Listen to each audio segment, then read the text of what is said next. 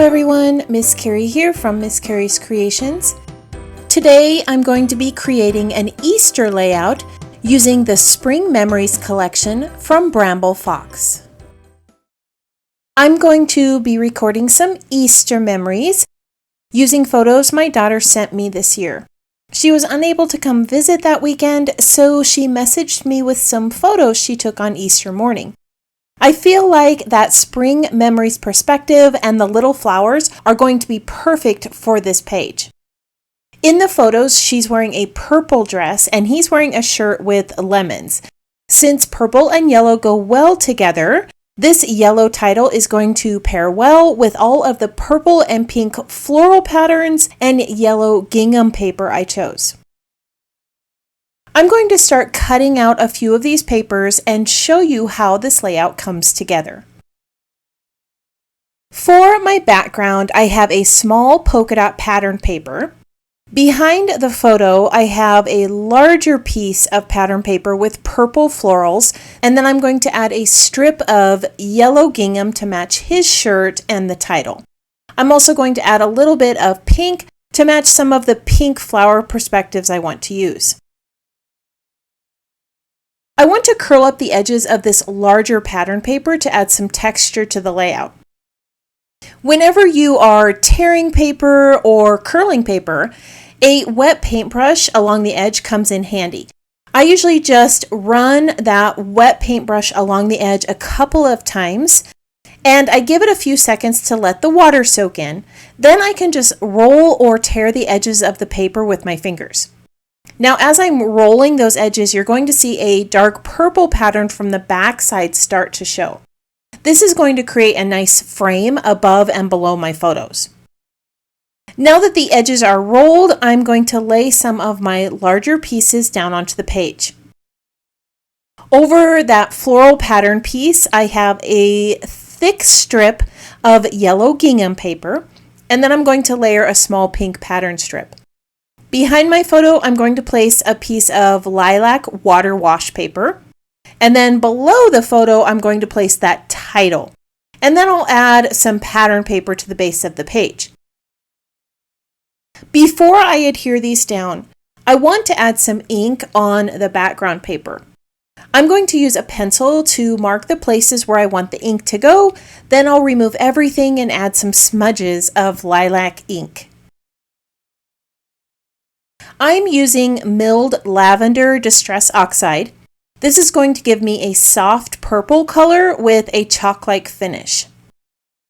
I'm going to press my ink pad down onto a piece of plastic wrapping, and then I'll spray the ink with some water and press it onto the areas where I want that color. I want some of that lilac color behind my title, and I also want a little bit of this color on the left side of the page, and I also want some at the top of the page behind a cluster of florals I'm going to add up there.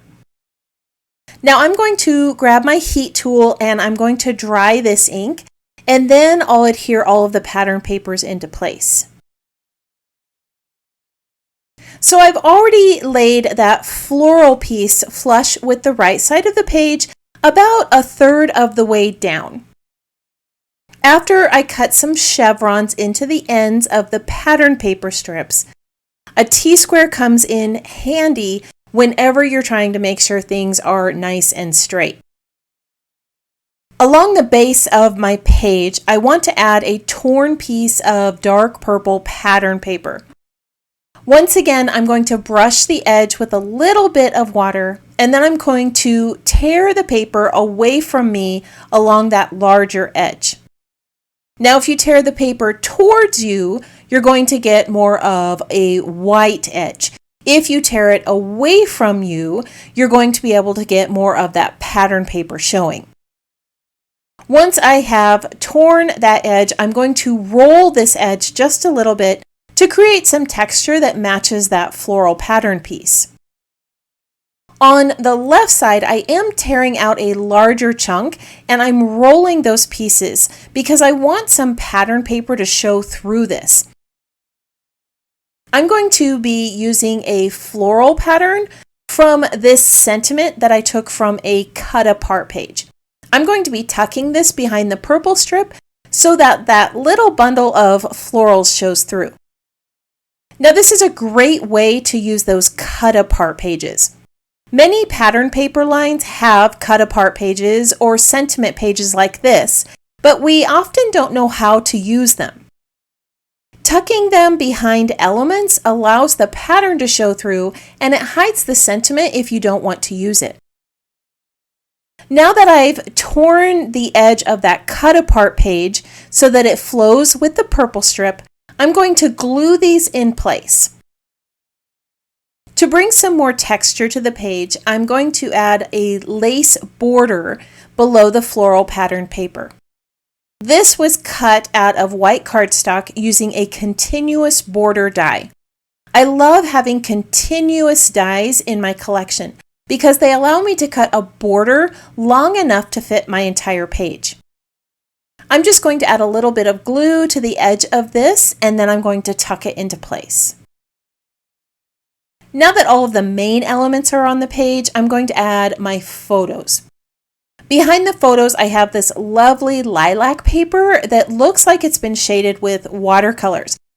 I'm going to add some ink around the edges using that Distress Oxide ink pad, and then I'm going to place it onto the page about 1/4 inch from the right side.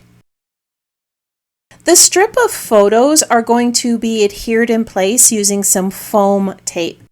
I'm going to be placing a tag behind the photos for my journaling. So I want to create a little pocket with those foam strips to help hold it in place. Once the foam tape has been added to the back, you can see where I've left a little area for my tag. I'm going to layer my photos over the top of that purple frame, and then the tag is going to be able to slide in right behind the photo. I'm going to be adding some 3-dimensional Magnolia Flowers to this page.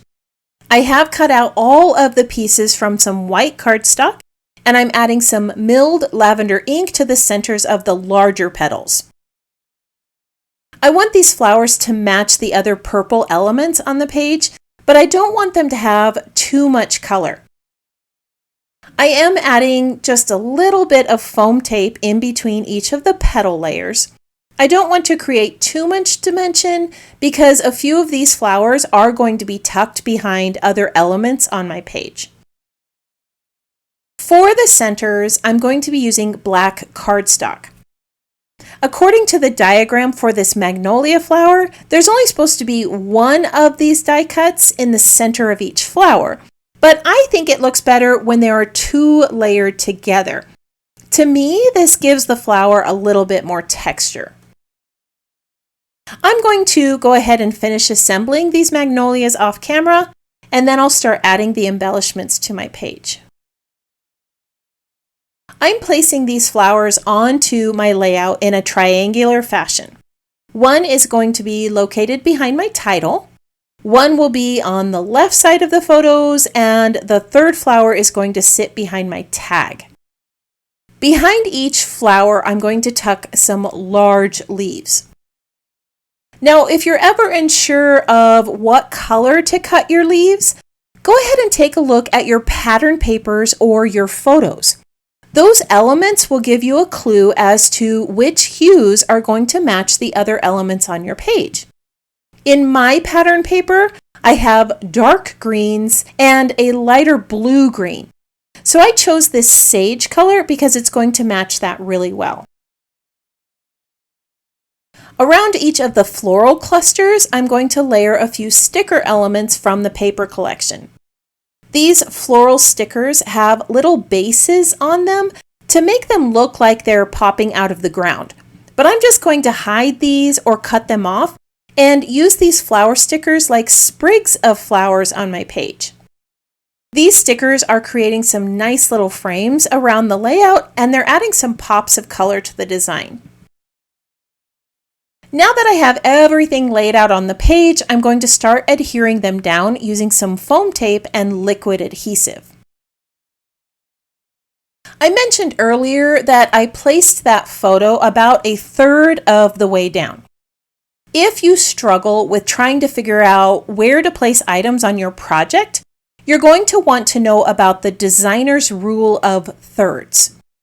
If you divide your page up vertically and horizontally into thirds, it helps you create balance on the page. Your project is going to feel more put together if the focus of your page is in one of those third quadrants. Next time you look at professional photos or product ads, take a look at how they use those rule of thirds. It'll give you some design ideas for your scrapbook pages and cards. Now that you've had a little design lesson, let's get those acrylic shapes into place.